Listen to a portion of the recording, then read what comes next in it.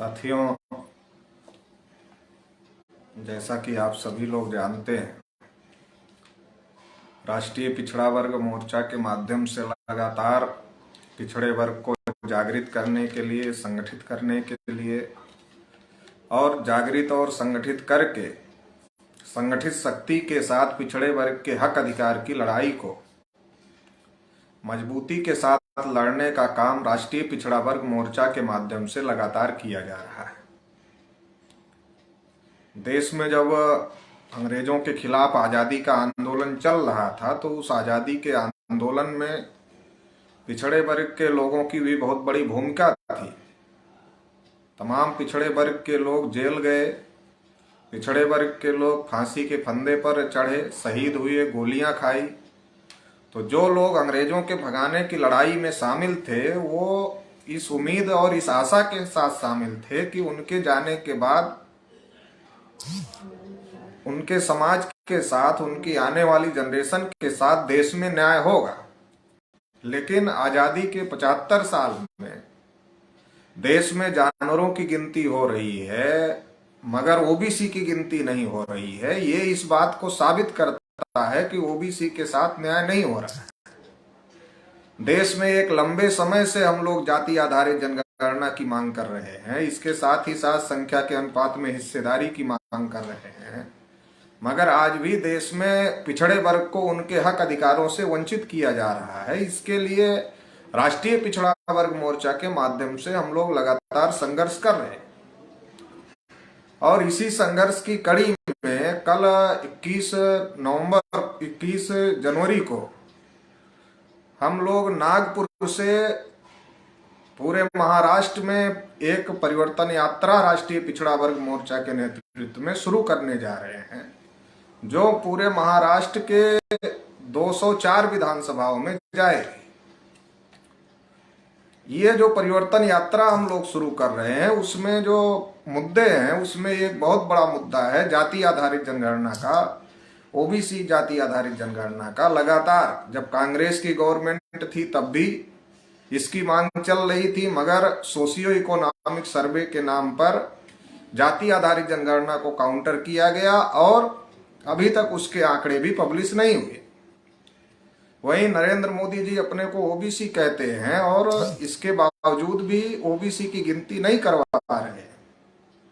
तो ओबीसी की जनगणना होनी चाहिए, जाति आधारित जनगणना होनी चाहिए, इस बात को लेकर हम लोग ये यात्रा चला रहे हैं। दूसरा, देश में लोकतंत्र है मगर ईवीएम जब से आया है, ईवीएम में बड़े पैमाने पर घोटाला हो रहा है और इस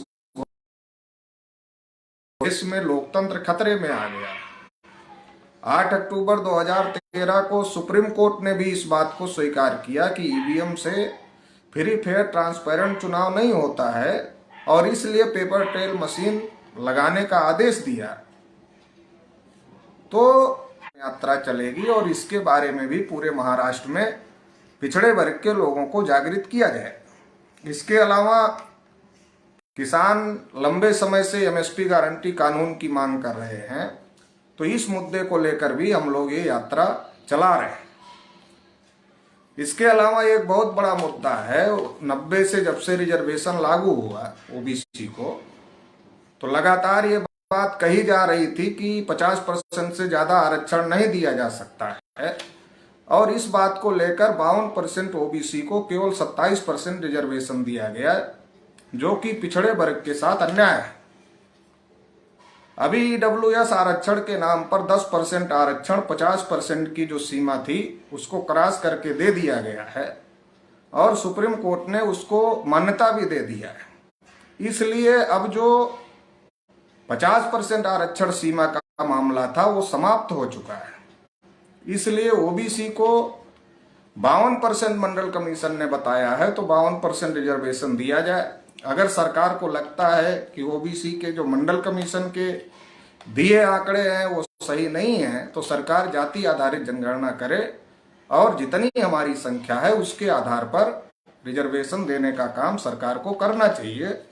तो इस मुद्दे को लेकर भी हम लोग ये यात्रा चला रहे हैं। अगला बहुत महत्वपूर्ण मुद्दा है क्रीमी लेयर हटाने का। शेड्यूल कास्ट के रिजर्वेशन के साथ क्रीमी लेयर नहीं है, शेड्यूल ट्राइब के रिजर्वेशन के साथ क्रीमी लेयर नहीं है, क्योंकि संविधान निर्माता जब रिजर्वेशन लागू कर रहे थे तो उन्होंने क्रीमी लेयर को खारिज, लेकिन ओबीसी के रिजर्वेशन के साथ क्रीमी लेयर है।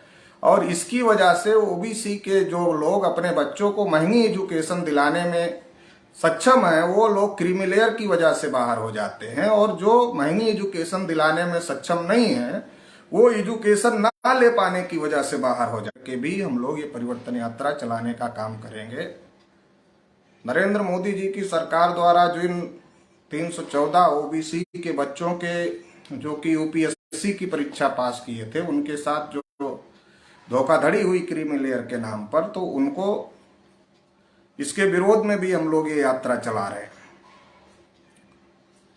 इसके अलावा ओबीसी के लिए भी एट्रोसिटीज कानून बनाए जाएं ताकि ओबीसी पर जो अन्याय अत्याचार हो रहा है उसको रोका जाए, तो ये भी मुद्दा हमारी यात्रा में शामिल रहेगा।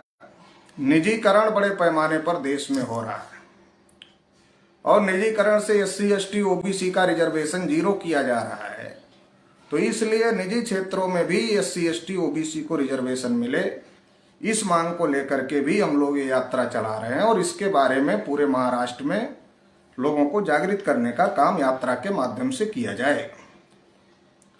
अगला महत्वपूर्ण मुद्दा है रिजर्वेशन इम्प्लीमेंटेशन एक्ट बनाया जाए।